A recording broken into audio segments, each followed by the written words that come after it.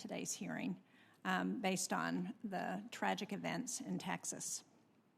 But I want to begin by recognizing the more than 36,000 employees of the FBI who protect our country from violent criminals, terrorists, and others who would mean us great harm. I want to thank everyone at the FBI for their dedication and service to the country. The FBI remains on standby to jump into action to assist their state, local, and tribal partners with investigating criminal activity. And the most recent example of this was assisting in the horrific aftermath of the shooting at Robb Elementary School in Uvalde, Texas yesterday, a shooting that has so far claimed 21 lives, 19 of them children. I, as a mother and grandmother, I can't begin to imagine the pain that these families are going through.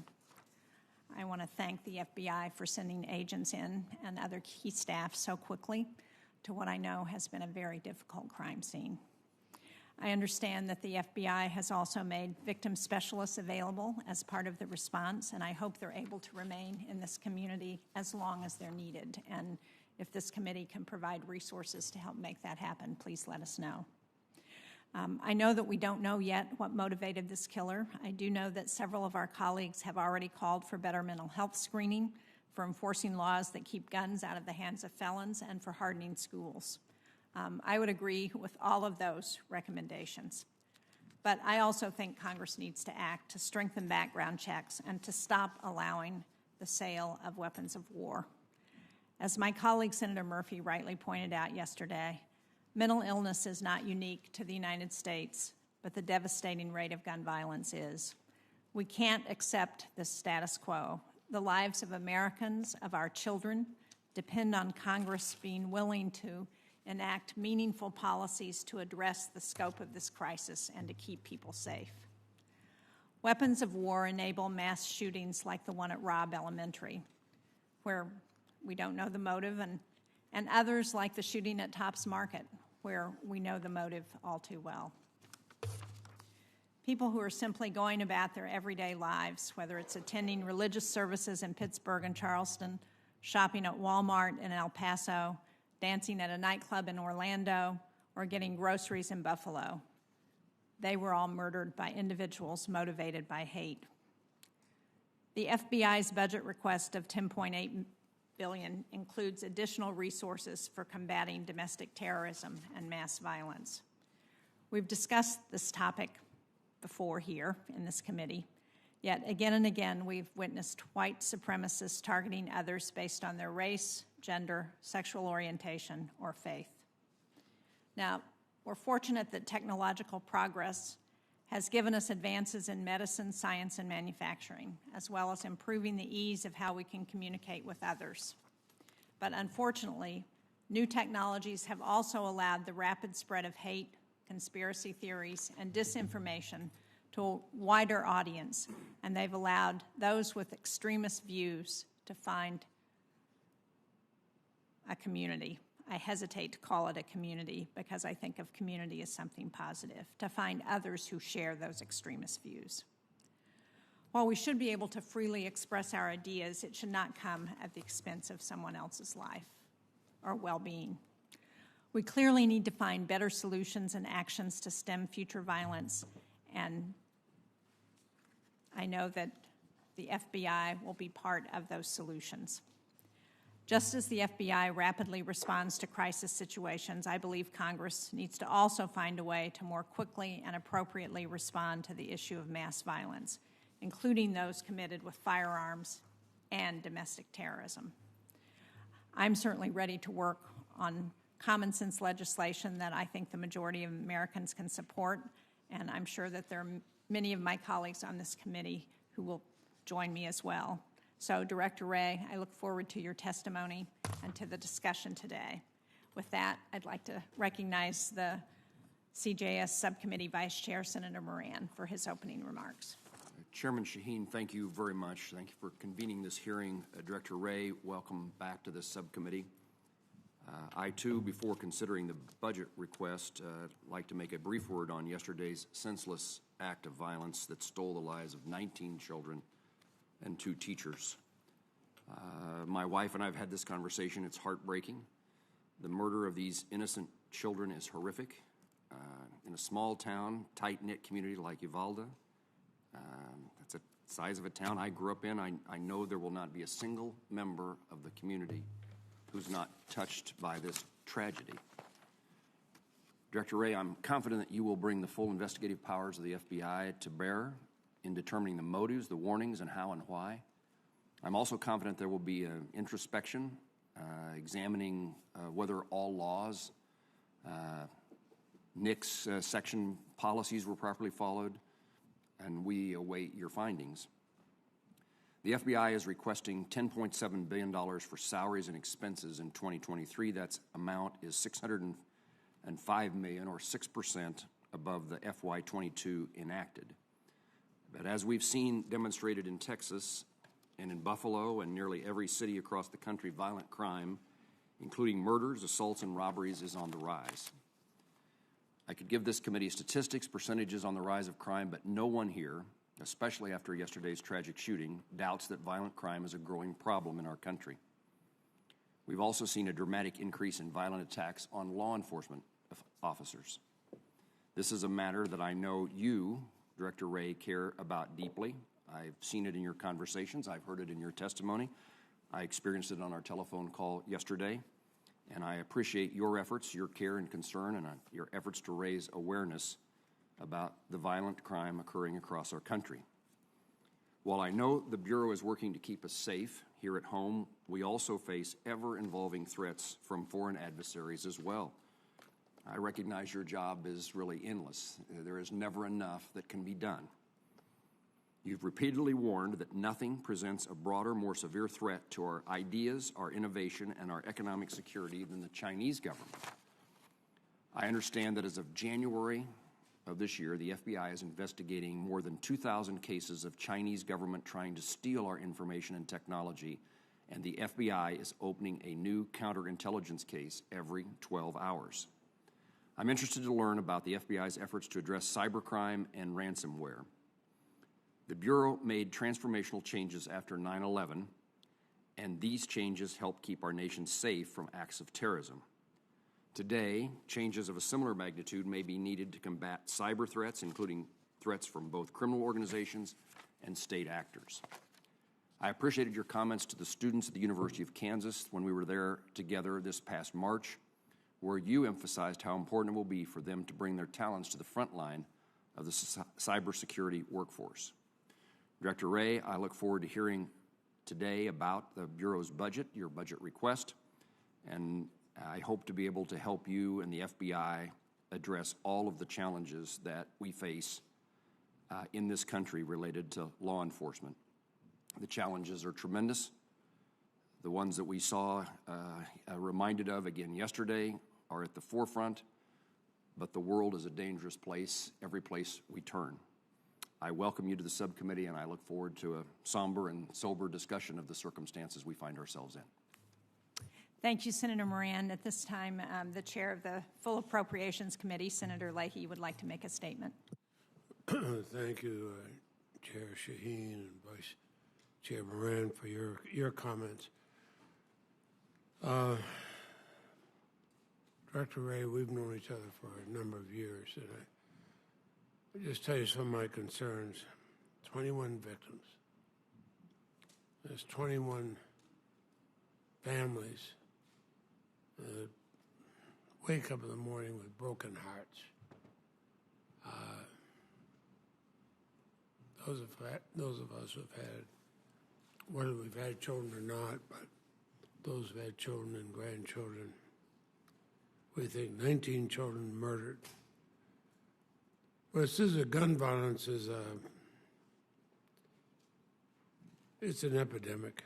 It can't be ignored. It can't be overstated. It can't be hidden behind the guise of an unassailable Second Amendment argument. I don't want to politicize or overreact. I'm angry. I'm extremely angry that 19 more children and 2 adults who were fighting to protect them have been murdered. I'm angry that today Too many in Congress are just willing to accept these mass shootings as another breaking news story, part of our daily lives. Oh, we'll pray for the victims. Of course we pray for the victims. But what the hell are we doing to stop further victims? I've owned firearms responsibly my entire life. I support a strong Second Amendment. I spent 8 years in law enforcement. But simple common sense and what should be our shared humanity compel us to not simply quietly acknowledge the crisis. We all know there's a crisis, but then do something about it. Nearly 10 years ago, a murderer took the lives of 26 people, including 20 children at Sandy Hook.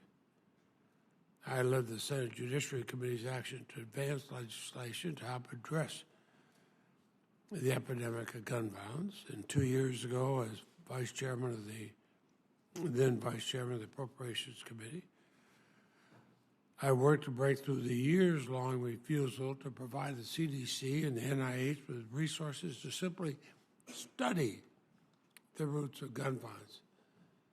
The gun lobby had blocked for years even having a study of gun violence. But now we need more. And we got to stop saying, well, next week, next month, next year. We have to do it now. How many more people will die before this country says enough is enough? I'll say today, it's enough. So, Director Wray, thank you for being here today. As the Director of the Federal Bureau of Investigation, you have a critically important job. You have to protect our country from threats of terrorism and crimes, both foreign and domestic.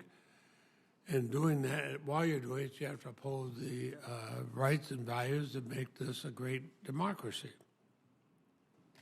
I don't envy that task, and I respect that task. But the heinous mass shooting in Buffalo, New York, earlier this month is a stark reminder that domestic terrorism is still very much present in the United States. It's also a somber reminder that the majority of domestic terrorism perpetrated against innocent Americans is driven by those espousing white supremacist and racist ideologies. Now, that's not a controversial statement, it's a simple fact. But that's what makes this moment so dangerous. When facts are distorted into untruths and parroted by those with a pulpit to do so, we tread dangerously far from the core tenets of our democracy. We can clearly and unequivocally condemn the actions of white supremacists or simply acknowledge the January 6, 2021 attack on our Capitol for what it was, an insurrection. We fan the flames of hatred and violence, and we allow them to grow. It's alarming to me. It should be to every American. It is in my state of Vermont, whether you're Republicans or Democrats, independents, it's alarming. But it also further highlights the importance of the work of the dedicated men and women of the Bureau and your leadership there, Director Wray. Each year, this Appropriations Committee will wrestle with how best to dedicate valuable taxpayer dollars. Next week, I'm going to have binders about this thick. My home in Vermont, where it's nice and quiet, reading through all these budget requests.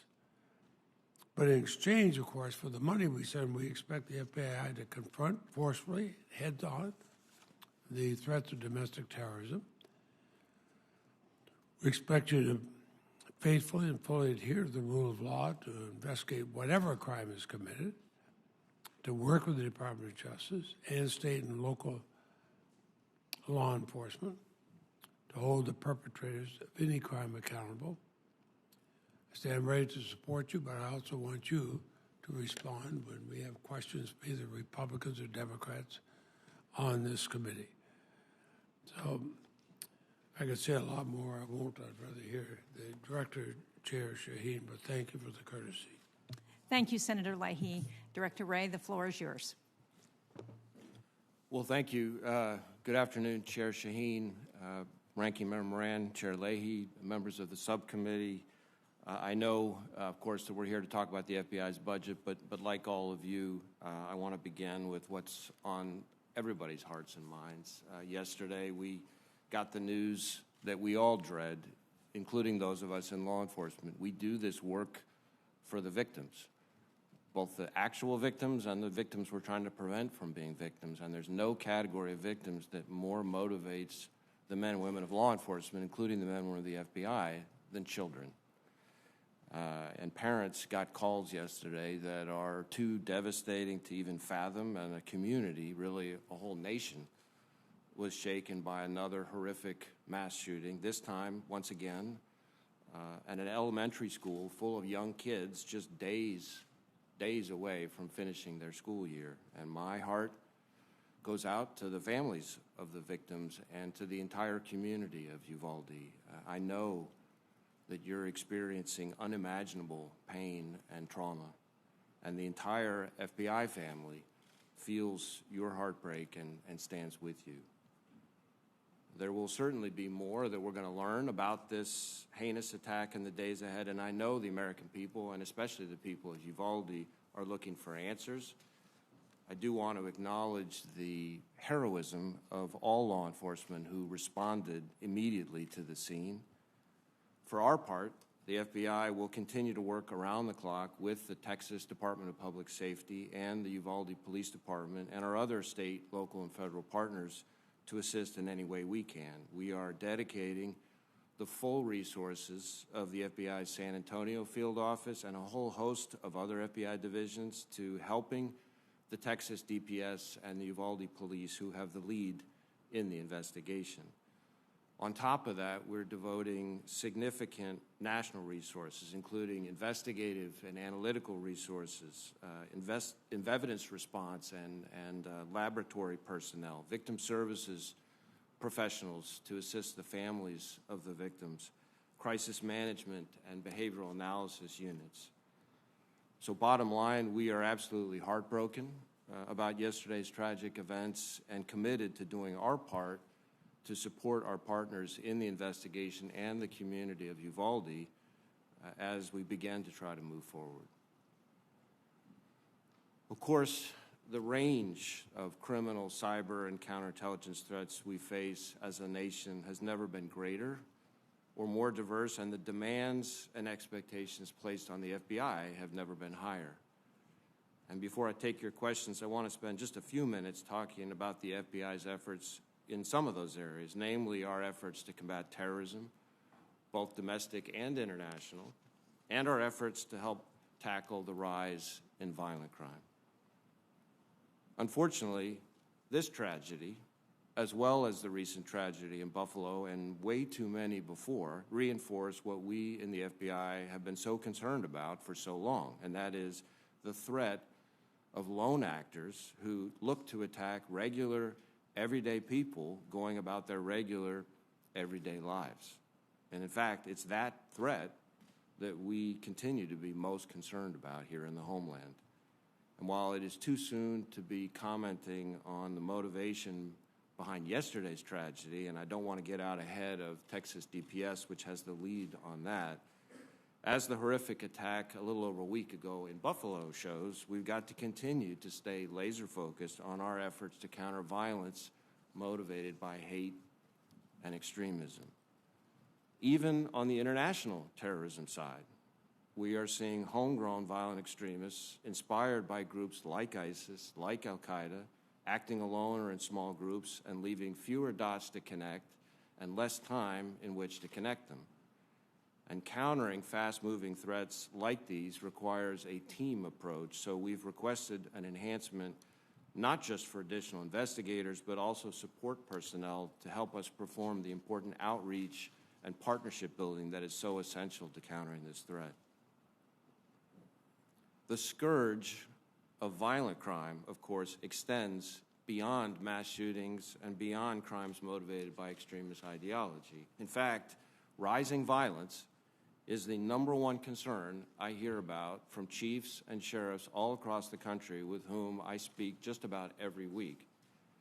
With those partners, we're leading hundreds of task forces to get the worst of the worst off the streets. We're sharing intelligence to focus our collective efforts, and we're providing technical resources and expertise to bring more violent criminals to justice. last fiscal year, those task forces focused on violent crime made more than 17,000 arrests, seized more than 8,000 illegally possessed firearms, and dismantled nearly 300 gangs and criminal enterprises across the country. And that's all separate and apart, and in addition to all of our joint terrorism task force work on the counterterrorism side, domestic terrorism, international terrorism. I should add that with this hearing falling 2 years to the day after the murder of George Floyd, I do want to emphasize that we and our state and local partners are also focused on improving interactions between law enforcement and the communities we all serve to ensure equal justice for all. Of course, these are just a few of the threats we're tackling. The FBI's budget request this year reflects the breadth, depth, and complexity of those threats. In addition to the things I've already mentioned, each and every day our folks are also dealing with an ever-expanding array of threats on the cyber front, from ransomware and the theft of trade secrets and personal information, to malign influence campaigns, to intrusions targeting our critical infrastructure. And that includes working with our private sector, government, and foreign partners to meet the danger from Russian cyber actors during this time of Russia's unprovoked aggression in the Ukraine. We're also taking on the Chinese government's broad-scale economic espionage campaign that targets our innovation, our ideas, our economic security. And today, as we mark the 40th National Missing Children's Day, it's important to highlight the work of our 400 FBI personnel and nearly 800 additional officers who serve on our child exploitation and human trafficking task forces that we have dedicated to investigating crimes against children and to identifying and locating child victims. Our fellow citizens look to us to protect the United States from all those threats and a whole bunch more, and I'm proud to see the men and women of the FBI step up and rise to meet those challenges every day. I'd like to again thank this subcommittee for all the support you've provided the men and women of the FBI over the years. And to the community of Uvalde, we will provide whatever resources we can. We will support you however we can, and we will stand with you in our thoughts and our prayers. And thank you. I'm happy to take your questions. Thank you very much, Director. Let me just announce at the beginning that we will have 5-minute questioning rounds. I will call on people in order of arrival, and all of the questioners will be in person. We will not have anyone on WebEx. I will begin the questions, and I know it's very recent, but are there any updates that you can give us from Uvalde for what we have found out about the shooter's motivation, I know the reports have been that he acted alone, as you pointed out, but is there any other information that you can share with this committee? There's really, unfortunately, it's such a fluid situation right now, and I do really want to respect the fact that the Texas DPS has the lead on the investigation, so I don't want to get out in front of them right now. My experience teaches me that in these incidents, the facts change, as we understand them, often quite rapidly in the first few days. So, with respect, there's not much I can add right now beyond what's already been reported in the press. You said in your testimony that one of the biggest threats and concerns is the threat of lone actors who attack people they don't know indiscriminately. Are there statistics over the years that show that there's been an increasing percentage of those kinds of crimes? And do we have any idea, any research into what is motivating those kinds of lone individuals?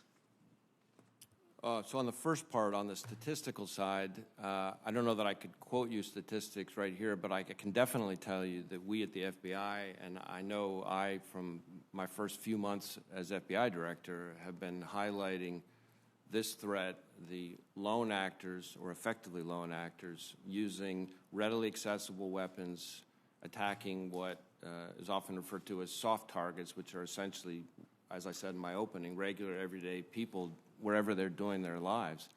As to what motivates them, that's all over the map. I mean, it's everything from the racially motivated violent extremists to different sorts of anarchists and militia violent extremists to homegrown violent extremists, which is a term we use to sort of distinguish people who are here already in the U.S., but who are inspired by foreign terrorist organizations like ISIS, like Al-Qaeda. And then increasingly, we're seeing people with this kind of weird hodgepodge blend of ideologies. The old school world of kind of people with some purity of radical ideology then turning to violence is often giving way to people who have kind of a jumble of mixed up ideas. And, you know, we've seen cases where somebody 1 month is saying they're an ISIS supporter, and then the next month they say they're a white supremacist. We had a case in Minneapolis where a bunch of guys that described themselves as Boogaloo Boys then ended up deciding to provide material support to Hamas. I look at the El Paso shooter in the Walmart there. If you look at his so-called manifesto, it's all over the place. So we're having more and more challenges trying to unpack what are often sort of incoherent belief systems combined with kind of personal grievances. Well, and there's no doubt, as you pointed out, that violent crime is increasing. I see that in my home state of New Hampshire. And it seems like over the last couple of years, it's been a reaction to COVID, to the opioid epidemic, to factors, obviously. The availability of weapons is another factor. Are there other things that we're thinking have happened over the last couple of years that have really contributed to the violent crime that we're seeing today? Well, I would agree with the first, the several that you listed. I would add to that that we are seeing, for a variety of reasons, in some places, way too many of repeat offenders or dangerous offenders ending up back out on the street, certain prosecution practices or sentences that don't adequately keep somebody behind bars when they really need to be. And I would say that a lot of police departments in this country, if you talk to most chiefs and sheriffs, which, as I said, I'm doing just about every week, most of them are really struggling with recruiting and retention, and that certainly doesn't help.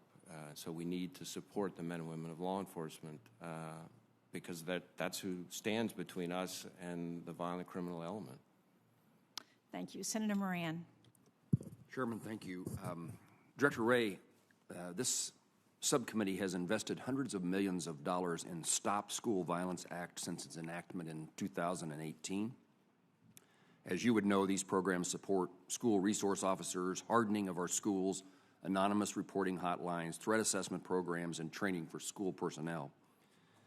Your team at the FBI has some of the best minds in the world when it comes to emergency situations. Have you heard from your experts? What have you heard from your experts about the most effective ways to prevent and respond to these terrible events? So I think what I would say is we're doing a number of things on this front to try to help harden, if you will. And I hate the fact that we even have to talk about hardening our schools, but it is a reality that they have become targets. So we, in addition to all of our investigative work, our bread and butter, you know, the cases we're bringing of different sorts, violent crime, terrorism crime, gang crime, et cetera, we provide all sorts of support through training and capacity building. So we have trained, I think, something like 110,000 different law enforcement officers on active shooter response. We have put out a whole bunch of different PSAs and instructional videos to schools, to school resource officers, to school administrators, to houses of worship, to communities, as well as to law enforcement to help them better defend. And there's a host of information in there. In addition to that, we're obviously providing forensic support through our lab. We're doing shooting incident reconstruction. I mentioned in my opening statement in Uvalde, we have evidence response. That's often one of the things that we are quickly asked to provide by our state and local partners. But that's, of course, after the fact. And what we're trying to do is figure out how to better get in front of it. We'd welcome your advice and suggestions. Last year in this room, you and I spoke at least briefly about counterintelligence threats along the southern border. 2 weeks earlier, I'd had the opportunity to question the Attorney General about the cartel's activities there. The purpose of those questions a year ago were to address what I'd learned on my visits to McAllen, Texas, that last year, that just previous to those hearings, which is while immigration dominates the conversation about the southern border, there are also grave national security threats there. This was confirmed just yesterday when an FBI search warrant unsealed in Ohio revealed that an assassination plot against former President George W. Bush included plans to smuggle assassins into the United States from Mexico. According to press reports, the suspect, an ISIS operative, was recorded claiming to have just smuggled 2 individuals associated with Hezbollah into the United States. Yesterday's events compel me to start again on this topic that we discussed last year. What's the FBI's assessment of our national security threats along our border, southern border in particular, but borders generally? And what can you tell us in this setting about the number of known or suspected terrorists or special interest aliens who have crossed into the United States from Mexico? Well, certainly border security is a major, major challenge that cuts across a whole host of the programs that we serve. And the national security piece of it that you're highlighting is one part of it. Obviously, I'm very proud of the work that our folks did on the Ohio case that you mentioned. We obviously work closely with Secret Service on that to coordinate that, to make sure that it was all done in a way that prevented any true threat from coming to fruition. Certainly, any porous point of entry is a potential vulnerability that bad actors of all sorts, including national security threats, can seek to exploit. And I've been down to all of our field offices that have border crossings as part of their area of responsibility. I've had CBP folks show me around so I can see firsthand what they're dealing with, and they have a heck of a challenge on their hands. And we, through our joint terrorism task forces in particular, work very closely with our DHS partners to try to bring the counterterrorism dimension to the threat. I think that's probably all I would be able to say about it in an open hearing, but certainly you're right to be focused on it as an issue of concern. Perhaps we'll have the chance to have a closed session as well. Chairman, thank you. Thank you, Senator Moran. Senator Kennedy.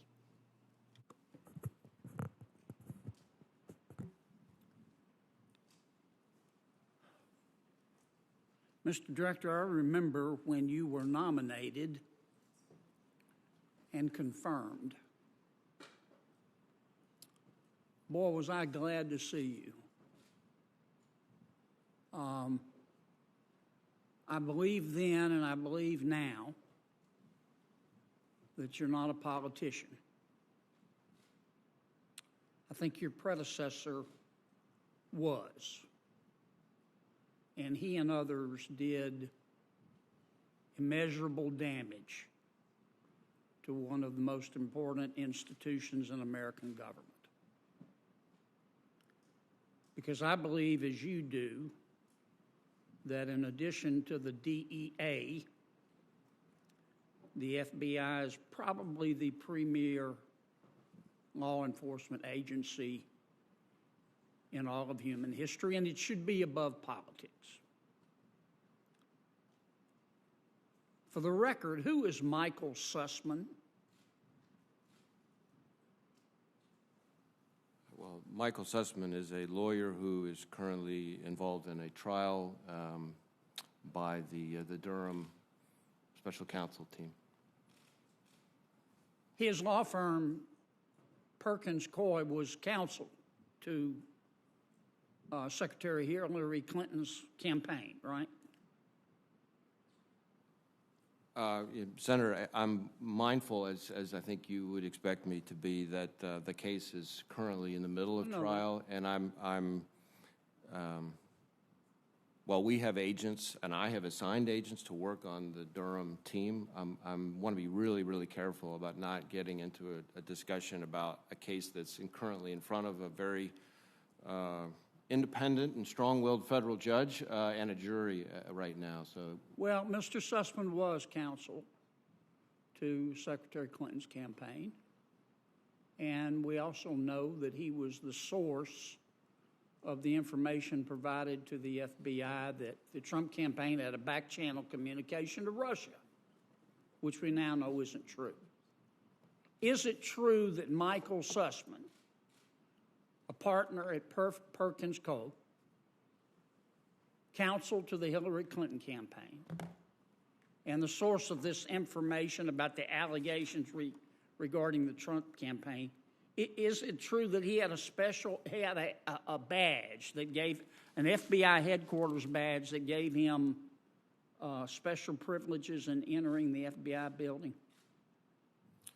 well, Senator, what I would say to you is much in keeping with the gracious comments you made at the beginning about my commitment to trying to make sure I do this job the right way. That includes making sure that with a case that is currently in the middle of trial and an investigation being run by Mr. Durham that we are actively helping him with. I don't think I can really get into a discussion of those topics at the moment. When the FBI opened a file to investigate Mr. Sussman's allegations, is it true that the FBI concealed Mr. Sussman's identity? Again, I completely understand your interest in the question, and I respect it, and I just hope you will respect the fact that because I've got agents working with Mr. Durham on the case and they're in the middle of trial right now, I just don't think I can get into a discussion of that here. When the FBI opened its file to investigate the allegations that Mr. Sussman, on behalf of the Clinton campaign, made, now known to be untrue, about these back-channel communications between the Trump campaign and Russia. When the FBI opened the file, is it true that the file said the source of this information was not Mr. Sussman, but the Department of Justice? Again, the same response. These are the very kinds of questions that are being litigated in front of the jury and Judge Cooper right now. Senator Kennedy, I would just urge you to follow a separate line of questioning. As Director Wray has said, he's not going to answer questions relative to this case that's being litigated. I appreciate that, Madam Chair, and you know how much I respect you. I want my time back, by the way. You can have those 3 seconds that I No, took. you talk for about 10 seconds. I'm happy to give you those 10 seconds. Thank you, Madam Chair, and I appreciate your help with my questions, but I can handle it myself. Chris, at some point you're going to have to address this, and I understand you don't want to address it in the middle of a prosecution, but there are millions of Americans that look at this and think, I'm not saying they're correct, that the FBI has become a political organization, and at some point you're going to have to address that. The institution is just too important. And some of my colleagues may not want to talk about this, but we're going to have to talk about it at some point. Well, so first off, I totally appreciate your concern about our institution, and I will tell you that what I can speak to now is that I have implemented all sorts of reforms that I've spoken about quite publicly, over 40-plus corrective measures that deal with a lot of the same issues that are at the heart of the underlying investigation. I completely turned over the entire leadership team in the FBI. We've taken disciplinary action where we could, but we've also been in close cooperation and coordination with Mr. Durham, who is the special counsel, and I think that's the best thing I can do to help address the concerns you're talking about.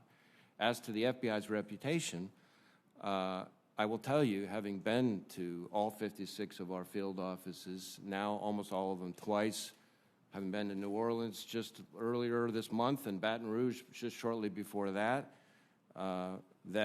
what I find in talking to Americans out in the field, law enforcement partners, business leaders, community leaders, victims, prosecutors, families, is a widespread, even resounding appreciation and respect for the men and women of the FBI. And you will be, I hope, relieved to know that in Louisiana, over the last 3 years, last two and a half years, the number of people in Louisiana applying to be special agents of the FBI has doubled what it was in the first few years when I took over. And so I think that speaks very well of the good citizens of Louisiana and their appreciation and view of the FBI's credibility. And I thank you for coming, Chris, and I thank you for all the hard work you've done. But I'm going to stand by my comments. I think at the right time you're going to have to address this and assure the American people that, Senator Hagerty. that the rot is gone. Thank you. Thanks for being here, Chris. Thank you, Chairwoman Sheen. And Director Wray, it's good to see you here again. I'd like to turn my comments to something very disturbing that's happening right now with respect to the Supreme Court justices. And what we've seen in recent weeks are protests at the homes of Supreme Court justices and their families, something that I think that should be completely out of bounds. It also may be illegal. Federal law prohibits protesting at the residence of a judge with the intent of influencing the judge. And many of the protesters are doing just that, protesting outside judges' homes, attempting to intimidate them, I think, into changing their ruling on the Dobbs case. So, Director Wray, is the FBI in any way investigating these protesters as a potential crime? So I don't want to get into any particular predicated assessment or investigation that we may have ongoing right now. I will say that we're working very closely with the U.S. Marshals, who, as you may know, are now providing round-the-clock security at the justices' homes, and with the Supreme Court Marshal and Supreme Court Police. Together, they have responsibility for protection of the judges themselves and their facilities. But I will tell you this, my view and my instructions to the FBI are that there is a right way and a wrong way in our system and under the Constitution to express what you're upset about and who you're upset with. And violence and threats of violence, no matter what you're upset about or who you're upset with, is not the way to go. I couldn't agree with you more. We will pursue all lawful, predicated investigations we can to ensure that. The U.S. Supreme Court Police recently reported, I'm going to use their quote, a significant increase in violent threats to your concern against Supreme Court justices and the Supreme Court building. And as FBI director, it sounds, and I just wanted you to confirm that you've received information that the Supreme Court and its members are facing elevated threats that do warrant increased security, intelligence resources. As I said, we're in close contact with them, receiving tips and leads and things like that from them, and without, again, weighing in on what in the way of assessments and investigations we have open. But my charge to our people is that we are going to aggressively pursue violence and threats of violence against public officials, including against judges. I appreciate that, Director Wray, and I think I share your concerns, and I think that many on our committee. I am working here on our side to make certain that, along with the extra help that the U.S. Marshals are providing right now, that if there's any shortfall in monetary resources needed, particularly in the very near term, to make certain that the justices and their families are properly protected, that we address that, because heaven forbid these threats turn into or manifest themselves into the violence that I think concerns us both. I'd like to turn to another issue now that's at our southern border, specifically the case of a Colombian national named Isnardo Garcia Amado, who recently crossed our southern border and who was flagged by the FBI Terrorist Screening Center. He was released by Border Patrol agents into the United States on April the 18th. Then on April the 21st, 3 days after his release, the FBI alerted the Department of Homeland Security that this man was on the terrorist watch list. You'd think that DHS would have then immediately arrested this person, yet despite knowing that a suspected terrorist had been released in the United States, The leadership of the Department of Homeland Security didn't even authorize ICE to arrest him until 2 weeks later. He was in Florida by that time. So this Colombian national was caught by DHS and then released into the United States before the FBI determined that he's on the terrorist watch list. Is that your understanding as well? I will confess, Senator, that I'm not sure I'm familiar with the specific case. It has a vague ring of familiarity from something I got briefed on, but I think I would have to circle back to you, which I'm happy to do.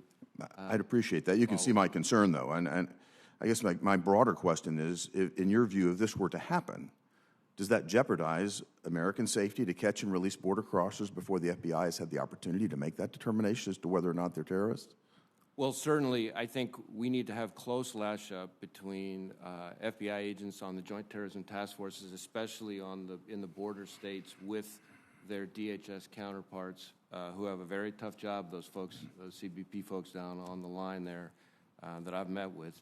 And they usually have people designated on our task forces, which is designed in part to prevent some of the slippage. No, that slippage is a great concern. Even further concerning is DHS taking 2 weeks after receiving information from the FBI to actually notify us to arrest a person. I mean, does that concern you as well as slippage that could, again, endanger American safety? Well, I certainly understand the concern. I think I would need to kind of drill in further on the facts to make sure I've got the full context. I would appreciate that. And also, when you come back to me, if you could let me know how many border crossers have been apprehended that are on the national terrorist list.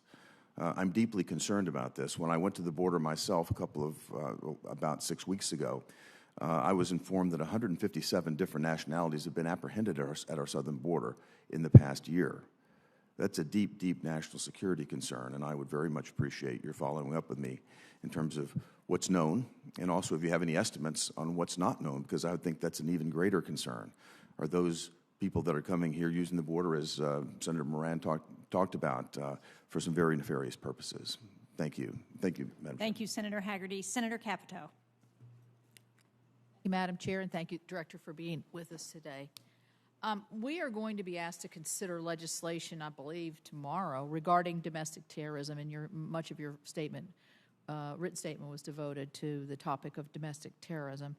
The DOJ has a unit dedicated to anti-domestic terrorism efforts presently, and you testified last year that your agency has significantly boosted resources directed towards these initiatives.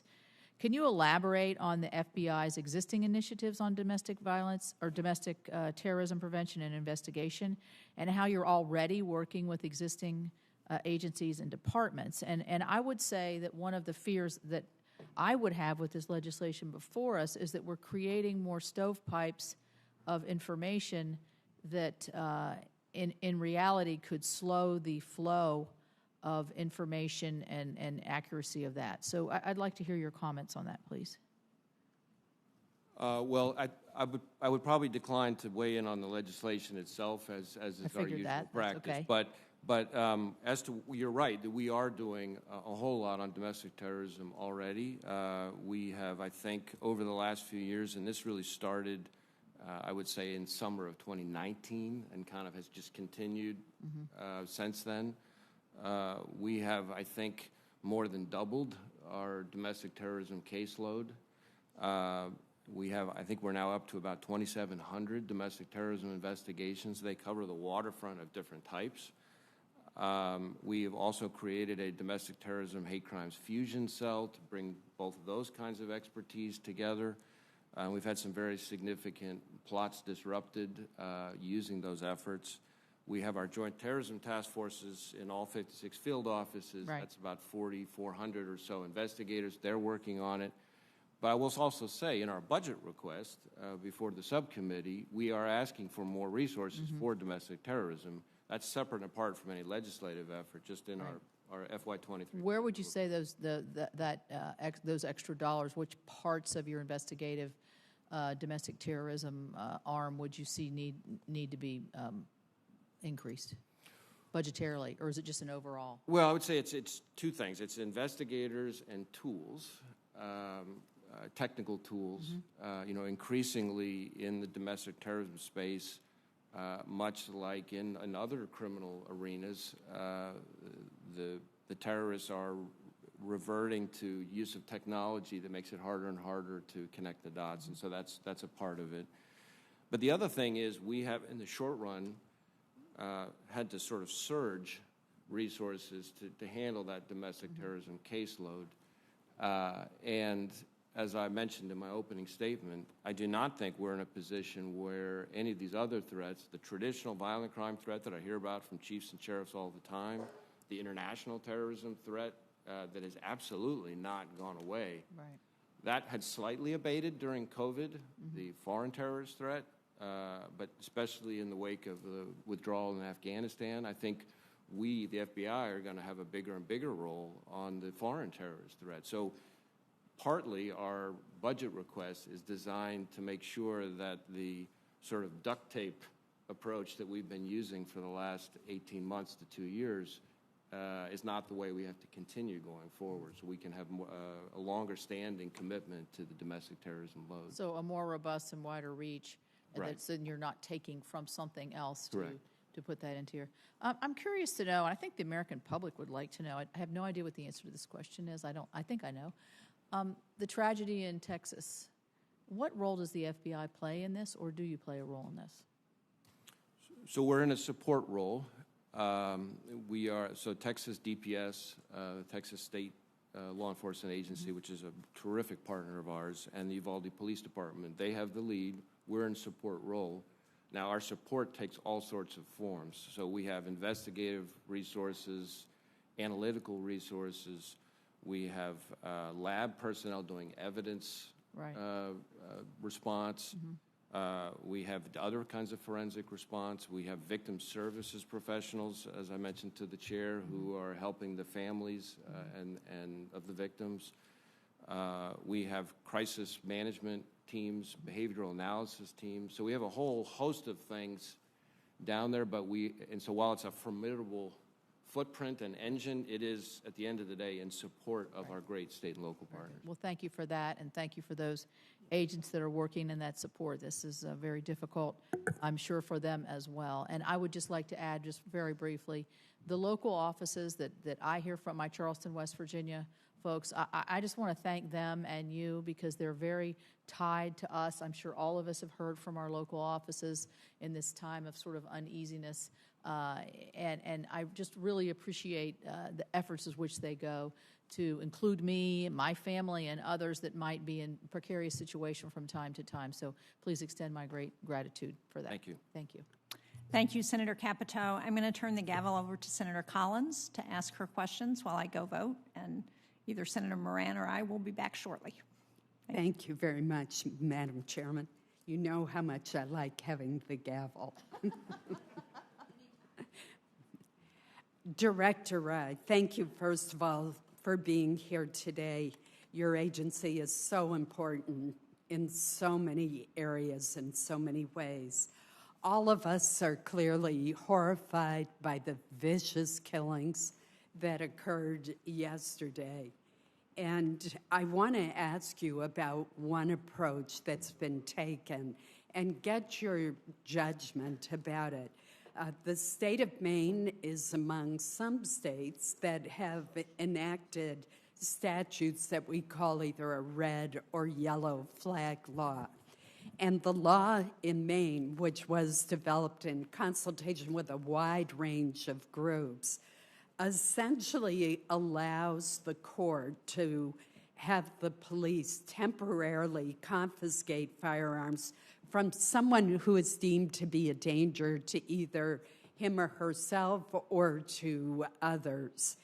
Importantly, the Maine law includes due process rights and a medical assessment. So it can't be just some neighbor's opinion or even a family member's opinion. There has to be a medical assessment as well. And that's to ensure that the concerns are well-founded and that Second Amendment rights for law-abiding citizens are protected. In your experience, how successful have these relatively new red flag and yellow flag laws been? It's a very good question. I would say I'm not sure that I've seen any kind of rigorous assessment overall of the effectiveness of the so-called red flag laws. There are other names for it, as you alluded to. I know that DOJ has recently published a model statute for states to consider. I think what I could say to you is that it's been our experience that with a whole wide variety of shooter situations, whether it's a terrorist type situation or a more traditional violent criminal situation, most of the time you see that there was someone who knew the person or came into contact with the person who saw some change in behavior that alarmed them. And in the situations where law enforcement has been successful at preventing an attack, it's almost always thanks to somebody like that coming forward. And whether it's done through a protective order of the sort, a protection order of the sort you're describing, or whether it's just because they contacted law enforcement and law enforcement was able to act, that's the key. And the ones that haven't been prevented, an awful lot of the time, it turns out there was somebody who maybe didn't know to contact law enforcement or was afraid to contact law enforcement for one reason or another. And you hear all the time the saying, if you see something, say something. And most people, when they hear that, they picture the unattended backpack, in the Greyhound bus terminal or something. But what we really need right now in this country is if you see something about somebody, people to say something. And if they do, whether it's through statutes like the one in Maine or through some other mechanism, that can be quite effective. And certainly, if more states were to adopt these laws, we would, on our end, through NICS and NCIC, have to make arrangements to be able to then have that information in the relevant databases to be able to help prevent them from getting their hands on a weapon. But certainly it's something we could look at. Thank you. Another proposal that I've long supported would strengthen federal law by making it easier for prosecutors to go after gun traffickers and straw purchasers. And let me describe what I've seen and heard about in the state of Maine from law enforcement officers. Gangs and drug dealers target addicts who have clean records.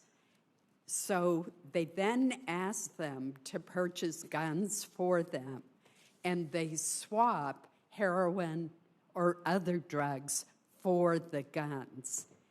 These guns are then used to commit horrific crimes in our communities, often far from Maine. There was a gang in Connecticut that was known for coming to Maine, enlisting addicts to buy guns for them because the addicts had clean records and could pass the background check.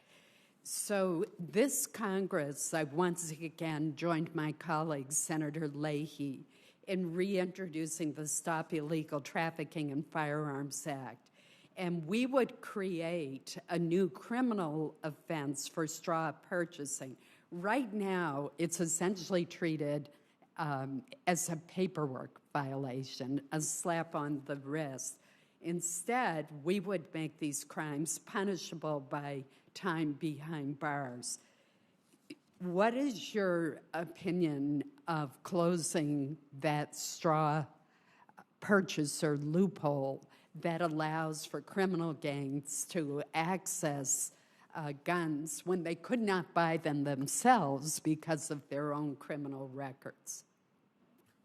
Well, I think I would have to study the legislation more closely to give you a more informed assessment of that. I will tell you that even back to when I was a line prosecutor, I used to prosecute a lot of these same straw purchaser cases, and typically, as you say, they're prosecuted as false statements cases, when somebody essentially lies on the 4473 form.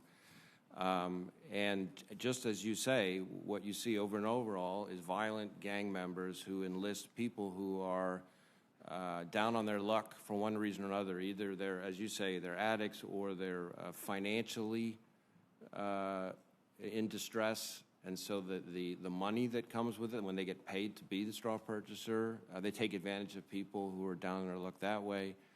I think there might be a difference in the culpability level for the straw purchaser versus the gang member who enlists them. And that's when I tried those cases and prosecuted those cases, that was sort of the approach we took. But I think you're right to be focused on the straw purchaser issue as an important ingredient to preventing guns from getting in the hands of people who are, after all, prohibited under existing law from having them.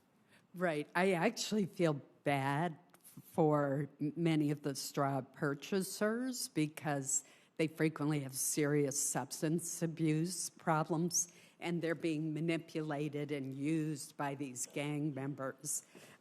But that is a real problem. Let me follow up on the drug issue. And as we know, America has set a terrible new record in the number of drug overdoses in the past year. It's 104,000 Americans died of drug overdoses. In Maine, an estimated 636 people died of drug overdoses in 2021. That's a 23% increase from the previous year. But what to me is even or equally chilling is the fact that that's actually only a small portion of the number of overdoses. The number of overdoses in Maine that we know about was nearly 9,000. Fortunately, the rest of them were saved. I talked to Attorney General Garland about this issue, and he pointed out that the FBI, along with other DOJ components, is playing an important role in fighting the large-scale drug trafficking organizations that are bringing drugs into this country. I am concerned about what is happening at the southern border based on my discussion with border control agents. Has the government's inability to secure the southern border led to more drugs entering the United States? Well, certainly the influx of drugs across the southern border is a very important fuel, not just to addiction in this country, but to violence in this country. And that's one of the parts that the FBI plays a pretty big role in. You have transnational criminal organizations in Mexico enlisting the help of gangs and other organizations here in the U.S. to distribute the drugs, and there's violence over turf, over distribution routes, et cetera. I know that when I've been down to the border and talked to the CBP folks there and to our field offices that have responsibility in that area, the quantity of the seizures that they routinely are engaged in make the seizures in other parts of the country look really quite small by comparison. I mean, it's just another day in the life for a lot of them, and so it's striking. And I think you're correct that the overdose death statistic or the overdose statistic itself in some ways underestimates the scope of the problem, in part because Narcan happily has become so much more widely available, but that in turn ends up almost masking the problem. So the effectiveness of first response, which is a good thing, is actually maybe misleading some into thinking that the problem is not as bad as it really is, and it's really an epidemic. And finally, just a quick question. You were talking about domestic terrorism with Senator Capito.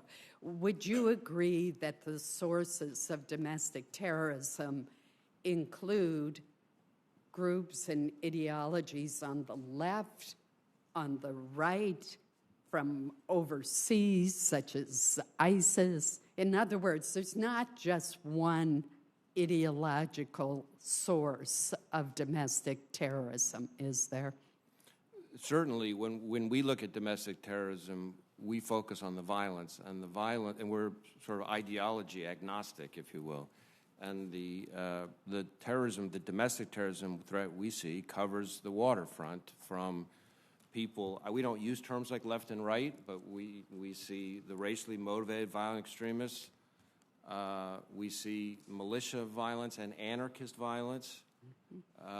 We see people with this kind of salad bar of ideologies that don't fit into any category. And then, of course, we tend to bucket it under the international terrorism side, the ISIS-inspired folks who are here. They're not sent here by ISIS, but they're here and they're radicalized online. That's a huge category, and the plot that we disrupted that was talked about earlier involving the attempt to kill former President Bush is a good example of that threat. So I think I understand the focus on ideology, but for us, the focus has to be on the violence to make sure that we're not missing something in that regard. And that's where it should be. Thank you very much. Thank you, Senator Collins. Senator Braun. Thank you, Madam Chair. Can't remember the last time we've had the chance to speak, but good to have you back again. I want to go back to, and I think I asked Mr. Garland or somebody else this question, but when you go back to 2020, the summer of it, there was a lot of crime in our cities. And, of course, what I've been hearing mostly about would be the arrests that we've made associated with January 6th. So can you give me some kind of accounting in terms of all the various incidents that occurred across our big cities that had, the crime in the streets, where I think we actually ended up with more people killed, lots of downtown businesses, burned and damaged. Have we been as diligent there as we have on the January 6th issue? And just give me a general accounting where I know that we've arrested over 700 individuals associated with it. What have we accomplished from what was, something maybe even broader in scope in terms of damage and lives lost? So I don't have exact numbers for you here, but what I will tell you is that the violence amidst all the civil unrest over the summer of 2020, we used all 56 of our field offices. We used our joint terrorism task forces in all 56 of our field offices. There were hundreds of investigations, hundreds of arrests. Now, I should pause on that last part because often there is, as you know, no domestic terrorism offense, federal domestic terrorism offense. So a lot of times we on our joint terrorism task forces, which have state and local officers assigned to them, part of the reason for that is that sometimes the most effective charge is a state charge. So a lot of times the federal investigations from some of the activity over the summer resulted ultimately in some state charge. But we had any number of cases involving Molotov cocktails, burning and firebombing, police cars, things like that. And we continue. They don't get a lot of attention in the press, but we continue to develop cases and bring charges still from some of the activity back then. So we have not taken our foot off the gas on those cases. I didn't know if you have that information. I'd like to know with a little more specificity and get back to the office later in terms of what that kind of comparison would be in terms of arrests and convictions based on January 6th versus the whole spectrum of what occurred back in the summer of 2020, if you would. I'll see what we can get you on that. Okay. Thank you. Tragically, we've had another shooting occur. I'm interested in that mental health component. I'm interested in whether it's racially motivated, whether it's just somebody that is out to create havoc like just occurred.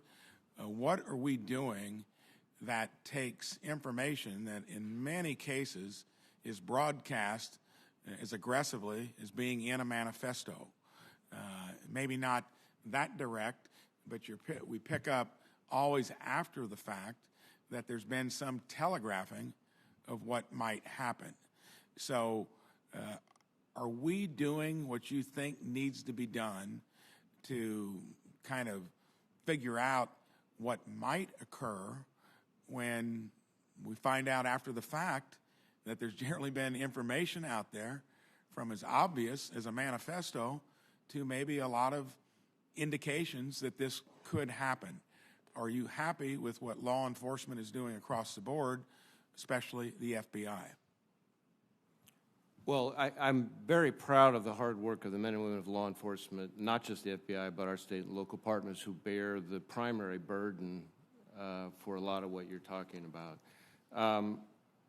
I will say that there is no shortage of hateful information out there on the internet and social media in different forms.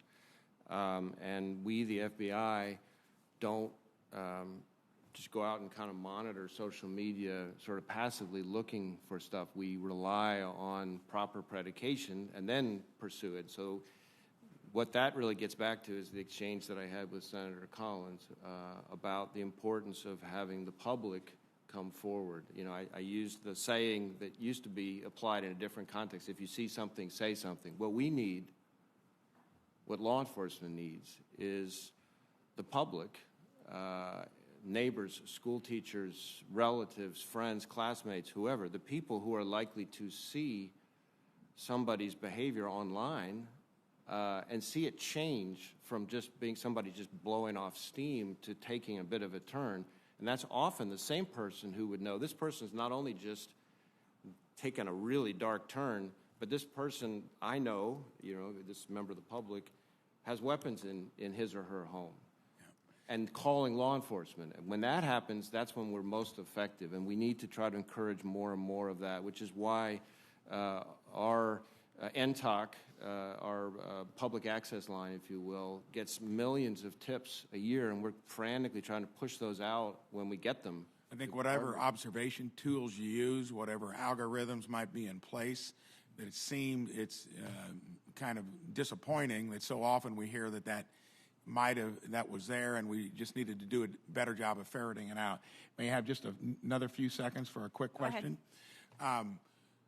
I was on a school board for 10 years. I could not get in my school as a school board member because we had a security system in place that had to allow you in. And I think we had a resource officer there in Texas at that school. What is the FBI's viewpoint on taking soft targets like a school to where seemingly we rotate into a tragedy too often, to where having that in place, why don't we have more of it? And we had this in place in Indiana in my own school district back 10 to 12 years ago. Why aren't we doing more there?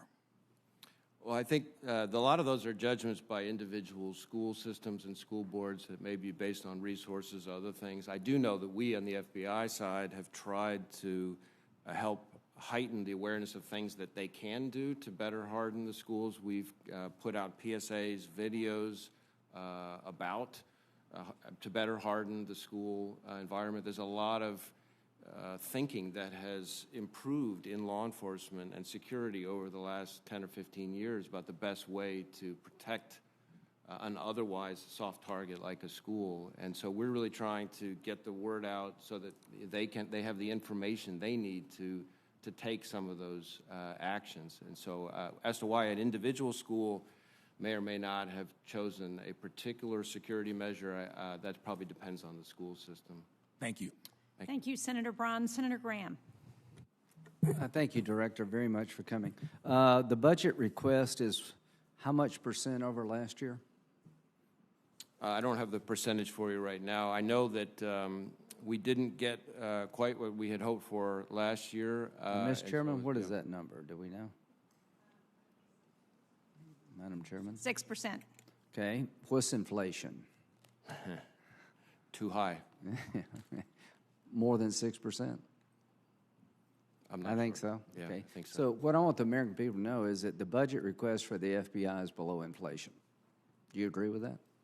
I'm sorry, I couldn't hear you very well. The budget request for the FBI is below inflation. It sounds like it. Yeah. after listening to you, and everything you say is legitimate concern, you have a lot to do. Do you think the committee should look at increasing your budget? Well, first let me say I appreciate the question. It's not a hard question. I would say that any additional resources the committee would see fit to send our way, I can absolutely assure you and the rest of the subcommittee they will be put to good use. Okay, great. I want to ask you to comment on ongoing investigation, but apparently there was an effort, some plot maybe to kill President Bush 43. Have you read about it? Are you familiar with it? I am familiar with it. Okay. Let's just make this comment. Is it fair to say that Al-Qaeda and ISIS still exist? Absolutely. Is it fair to say there are people thinking every day about how to get into America to kill a bunch of us from those organizations? Yes. And the FBI is integral in stopping those plots before they start? Yes. Okay. So would you say that after Afghanistan, the threat to the homeland has gone up or down? Well, let me say this about the threat. We are concerned, very concerned, about what the threat landscape looks like in the wake of the withdrawal of Afghanistan for a number of reasons. One, we're concerned about the loss of sources and collection over there, which means... There are no FBI agents in Afghanistan. Not anymore. Yeah.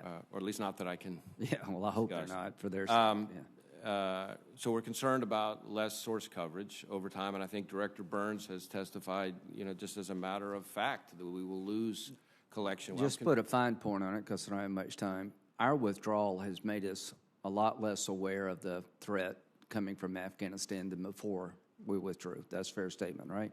I think so, yes. And it's a fair statement that Al-Qaeda and ISIS still are present in Afghanistan, and maybe their influence is growing. Certainly present, and I think we are concerned about them growing, yes. Okay. So let's look at domestic terrorism. Is there any law that you need that you don't have when it comes to investigating domestic terrorism? Well, we always welcome more tools in the toolbox, but we, I think, have been very effective with the tools that we do have, not just federal charges, but as I said to Senator Braun, using state charges when appropriate. We've gotten creative in using hate crime charges and things like that as well. What we really need are more resources more than anything else. Count me in for more resources to help you deal with this threat as well as other threats. Gun control. Do you know of any system? Apparently the fact pattern is, as we understand it now, that the person in Texas who did this horrible thing had no criminal record. How would the system deal with somebody who's never been charged with a crime, never been investigated for a crime, went out and bought a gun? What kind of law would stop that?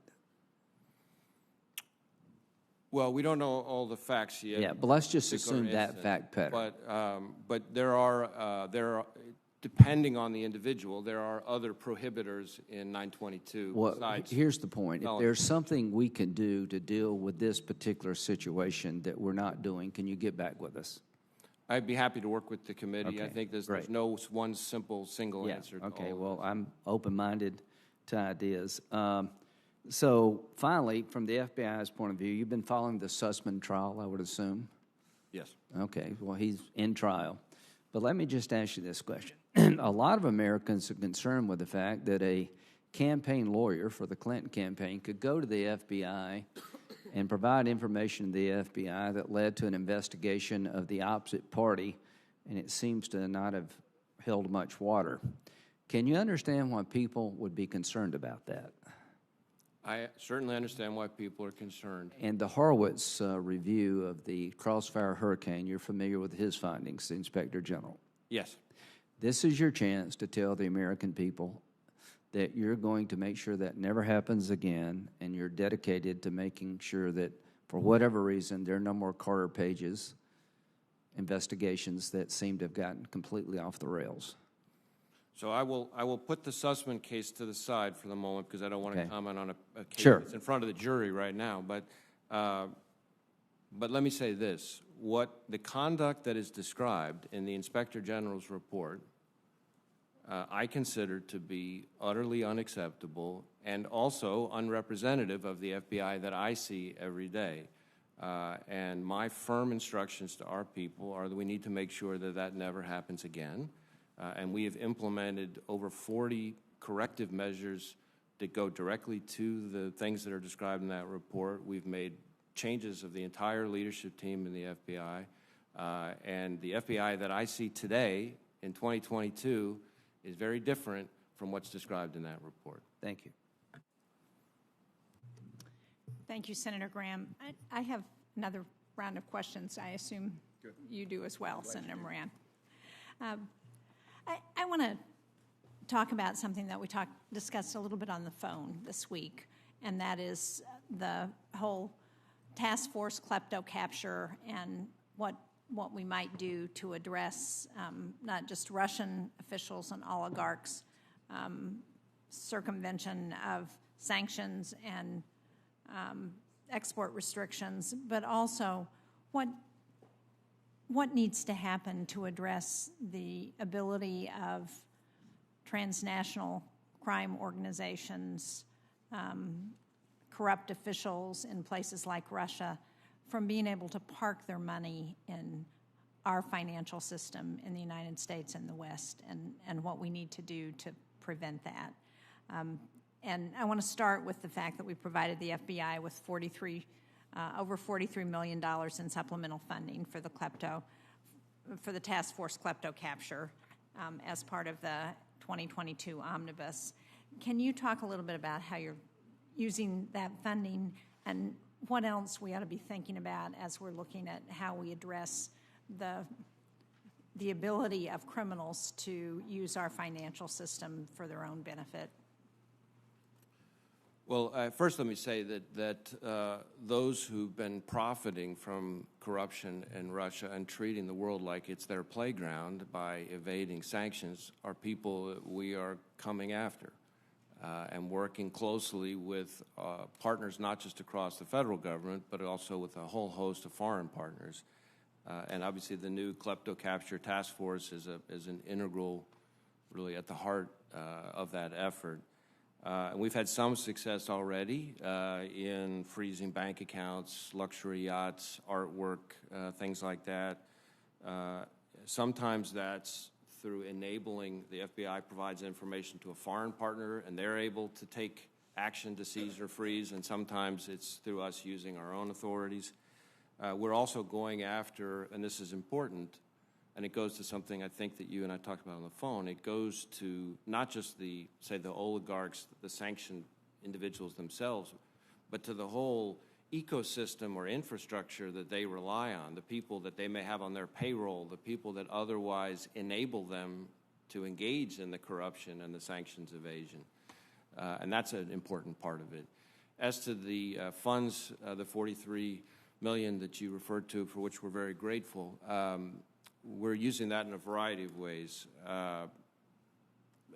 Some of it is, of course, going to our cyber efforts and our counterintelligence efforts related to the Russia-Ukraine conflict.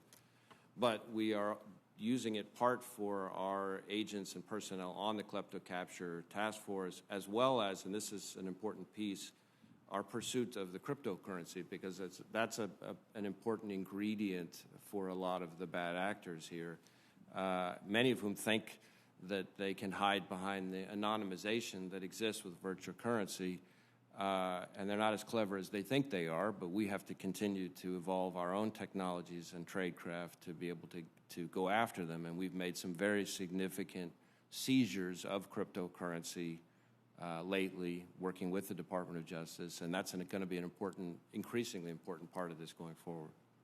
So what's been the biggest obstacle in trying to address activity, particularly with respect to Russia and the war in Ukraine and those sanctions?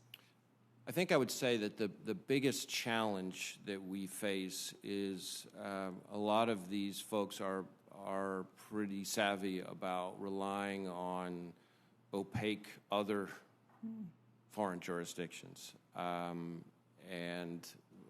So there are ways in which, by taking advantage of some of those other systems, they're able to make it more challenging for us to follow the money and get after the money. Not necessarily impossible, and there's a role here for diplomacy, State Department, Treasury Department, others, in engaging with some of those foreign partners to work better with us to help make sure that we've clamped down on the system. Any particular entities that you would like to name? I think the State Department would probably appreciate it if I didn't name specific countries in an open hearing. But Although you pointed out we are cooperating with the international community, and I have heard from some officials that there are entities that may be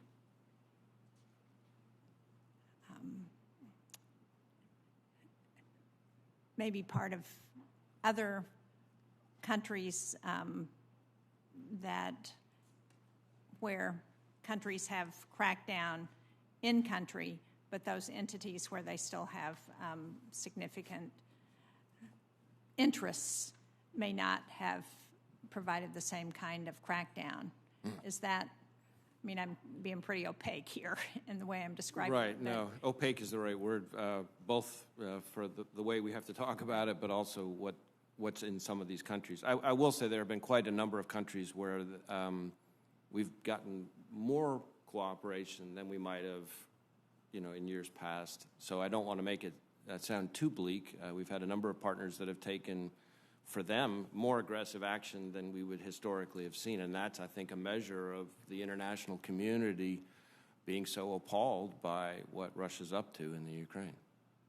Thank you. Senator Moran. Chairman, thank you. Let me talk again about the surging increase in violent crime. I believe that two of the most effective ways to address violent crime are through surging FBI resources to the most affected communities through joint federal, local task force, such as Safe Streets task forces. You and I heard the commentary from law enforcement, local and state law enforcement, when we were together in March in Kansas. I understand that as of May, I think it's early May, the FBI surged resources in 6 field offices, and it secured significant arrests and firearm seizures from violent criminals. Director Wray, is the FBI considering additional resource surges over the coming year or expanding its existing task force network? So on the surges, I think what you're referring to is a new team that I created about 6 months or so ago, which is called our Violent Crime Rapid Deployment Teams. And what that does is we've been sending it to particularly hard-hit hotspots or cities at the embrace or request of both the FBI field office and our local partners to assist. And we've had very good luck in the 6 or so cities where we've done that. I know in Buffalo, for example, several months ago, we had about a 50% decrease in homicides during the surge. In Milwaukee, I think we had a pretty significant decrease. But that's by its very nature somewhat temporary. We can't send those teams to just be there sort of in perpetuity. So part of what we're trying to do is both achieve a short-term dramatic reduction by listening closely to the locals as to what they most need, but then also trying to put in place things that will have a more sustained, durable impact that will outlive the team's deployment. We expect to continue that model, to keep sending that team to different places. But ultimately, as you and I think discussed recently, this is a problem, the violent crime problem, that dominates every discussion I have with chiefs and sheriffs all the time. We had our last nationwide data was a 5% increase in the violent crime rate, which doesn't sound like much to some Americans until you stop and think that means 67,000 people, victims of violent crime that would not have been a victim the year before. And the homicide rate went up 30%, which is, I think, the highest in like 50 years increase. So any resources the committee, the subcommittee, would be able to send us on the violent crime problem could immediately be put to very effective use, and there'd be a lot of state and local partners who would be very grateful as well, because one of the things we're really trying to do all across the country is lean in to see where we can take cases federally to get some of the worst and to dismantle some of the most significant gangs and keep them off the streets for a much longer period of time. Director, let me explore just a minute longer the idea of surging, and the point you make, I think, is a good one. Certainly anyone whose life is saved or property is not stolen because of a surge, that's a valuable thing. But what we need is longer-term results from that surge. So is there something that happens structurally? I mean, first of all, I'd say is we're getting more guns out of the hands of people who are not entitled to have guns, I assume, in that surge. And we're putting more criminals who are likely to commit violent crimes to be incarcerated. Those ought to have some longer-lasting effect rather than just the amount of time that your additional resources are in the community. You're exactly right. There are two key concepts here, partnership and intelligence.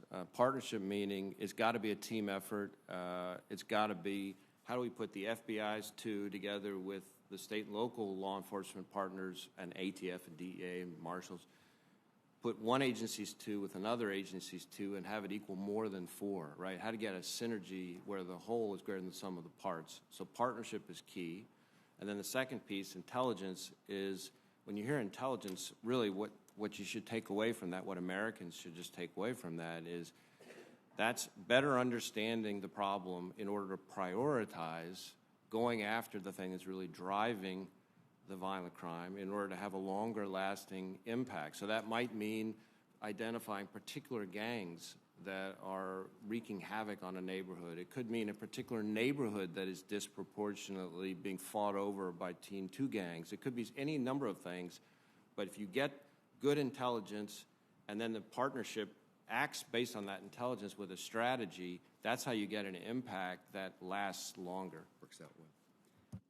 I'd be interested in knowing, Director, if there's any characteristics about the communities that have the most significant increases in violent crime, the most prevalent violent crime. When you focus your efforts on a particular community, what is the common denominator among those communities?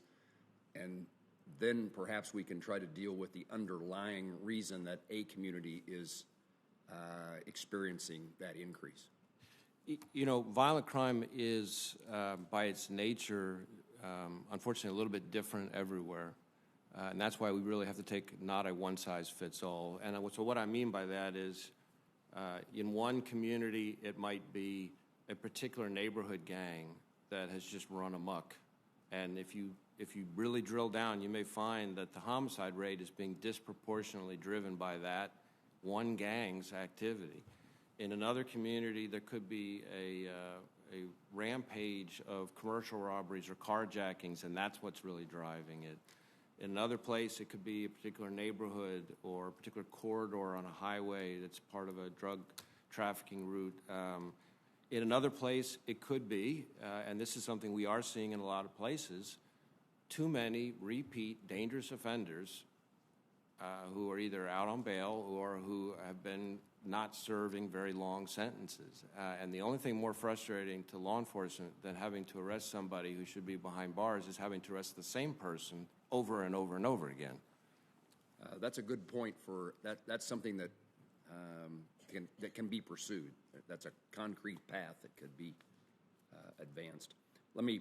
I told Senator Shaheen one more question. I meant one more topic, and. In September of last year, you testified before the Senate Judiciary Committee that the FBI's failure for its mishandling of the Larry Nassar investigation was, quote, inexcusable. It never should have happened, and we're doing everything in our power to make sure it never happens again. To that end, you testified that the FBI had begun implementing all 4 recommendations from the Inspector General's report. Could you please provide me with an update on where that implementation of those recommendations stand? I could happy to provide it to you in writing maybe afterwards if that would be helpful. I mean, for the most part, I think we've implemented all of them quite a while ago, And certainly, we took disciplinary action against the one agent who was still with the FBI. Once we learned what had happened, and it's hard for me to explain to you how angry and upset I was when I learned what the FBI did and failed to do back in 2015. But I'm determined to make it right now that I'm here, and we're going to make sure that everybody in the FBI learns the lessons from that just tragic experience. I appreciate that. Senator Blumenthal and I and our subcommittee in the Commerce Committee spent a year and a half exploring, investigating, and providing recommendations for legislation that became law. And we share that frustration, that anger about how everyone who should have done something didn't do it well or didn't do anything. And again, as you, I think, would agree, we would expect the FBI to be among the most purest in their willingness, desire, and capabilities to respond to somebody in need. So it is a terribly sad circumstance, and we await the Department of Justice making some decisions about what to do, if anything, in regard to those individuals.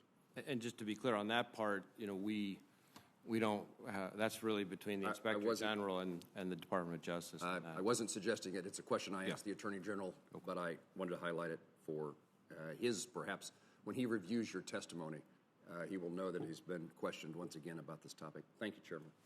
Well, thank you very much for raising that issue. And Director Wray, if you do send the response to Senator Moran, I hope, Senator Moran, you'll share it with the members of the committee, because I know there are a lot of people on the committee who are concerned about it.